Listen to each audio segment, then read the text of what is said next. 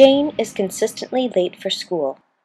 More recently, her attendance has been sporadic at best. Jane's teacher, Mrs. Smith, has notified the school attendance officer and principal about the situation. The school has sent a letter home. The parents are fully knowledgeable about the situation. Discussion point 1. The school's administration and teachers have performed their duties with regard to attendance. However, Jane and her parents have not, under the Education Act and Provincial Code of Conduct.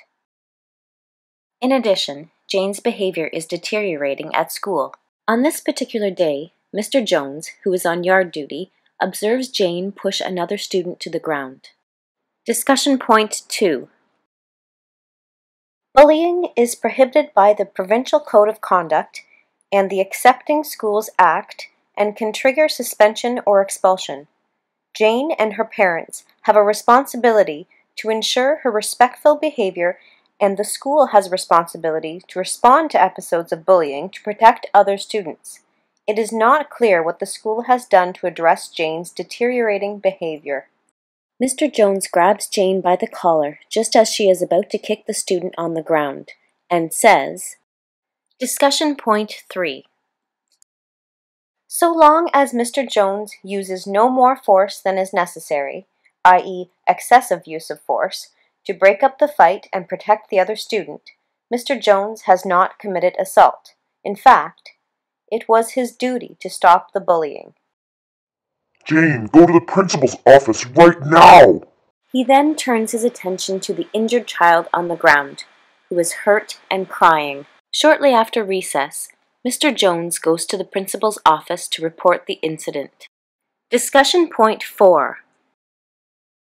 Mr. Jones instructs Jane to go to the principal's office right now.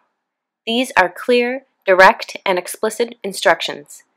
Jane is obligated to obey and accept discipline from Mr. Jones as would be exercised by a kind, firm, judicious parent. See ED Act Regulation 298 S 23-1 and R v. F 1990 57 CCC 3 ED. Mr. Jones could have sought assistance from another teacher on yard duty to help either with the injured child or with Jane.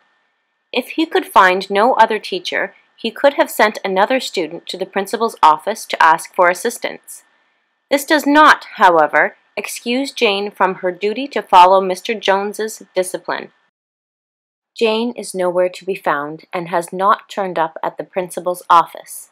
Her parents are contacted immediately and the principal schedules a meeting for the next day.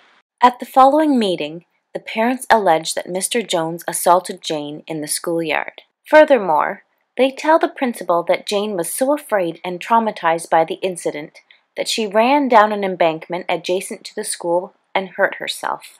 There was a fence preventing easy access from the school property, and the school had sent letters home to parents warning of the dangers of the area. Jane's parents suggest that the school, and specifically Mr. Jones, are responsible for Jane's injuries. Discussion point 5.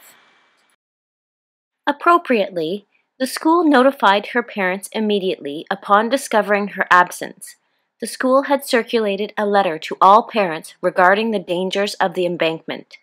Jane disobeyed this policy, as well as the warning sign on the other side of the fence, at her peril. The school had taken the necessary steps to protect the students.